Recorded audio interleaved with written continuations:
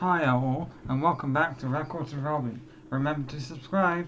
So, today I wanted to do another video on Definitely Maybe, which, if you remember, my first ever vlog that I'd ever done was on this album. But it's 4 minutes long, and it's not very descriptive because, it was my first one. I was nervous. I still am nervous. But I want to go into detail about this album, and I'm going to do a video series of all their albums going up to, I'll probably do their solo stuff afterwards as well, and then I will move on to another band, maybe the Smiths, or whatever. So Definitely Maybe, my favourite album of all time. I think, personally, controversial topic, controversial, best album, or best rock album to ever have been released. I'll show you the gatefold. This album, it just blows me away, working class lads from Manchester who didn't have a pot to piss in, but they had a dream that they were going to be rock stars and they were going to make it. And you can see there are clips of when the band was called The Rain and Noel Gallagher wasn't a part of it, and Liam singing from 1991.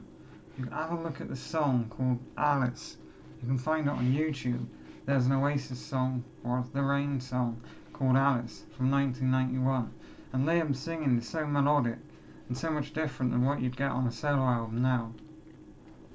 But you get to about 92, 93, and Noel joins the band after being being fired by the Inspiral Carpets. When he joins the band, there's about a year from like 92, 93 where nothing really happens. And then he writes my favourite song of all time, the song that's on my arm. He writes Live Forever, which I had an original single, but I sold it, sadly.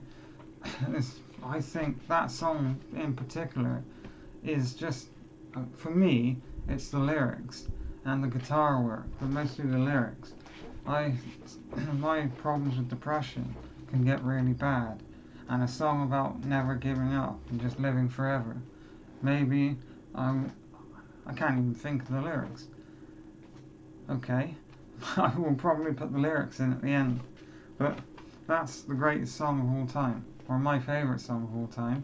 You may disagree with me, and that's alright. So this record in particular, is the 25th anniversary edition, or 24th.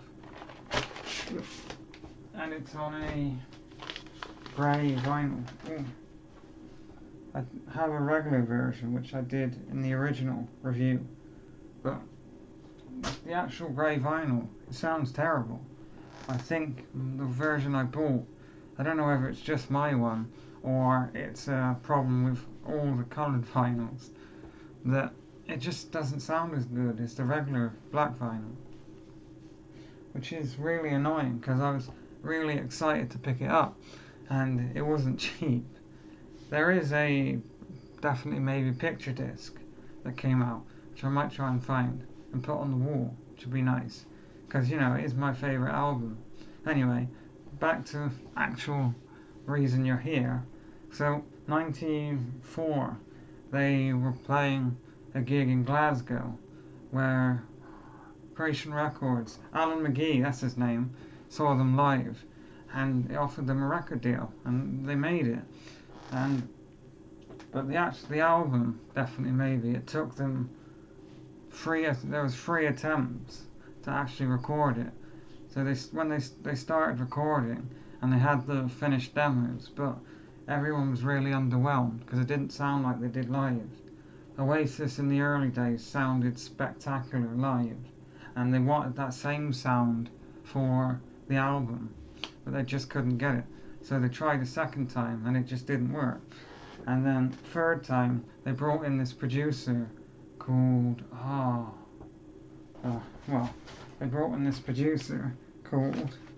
his name is, does it say? Come on. Mark Coyle, that's his name. They brought in Mark Coyle, who did a mix that just sounded amazing, and they had it. Believe I might be wrong, but this album was the best-selling debut album of all time in the UK. I might be wrong on that, but yeah. I mean, I still listen to it a lot.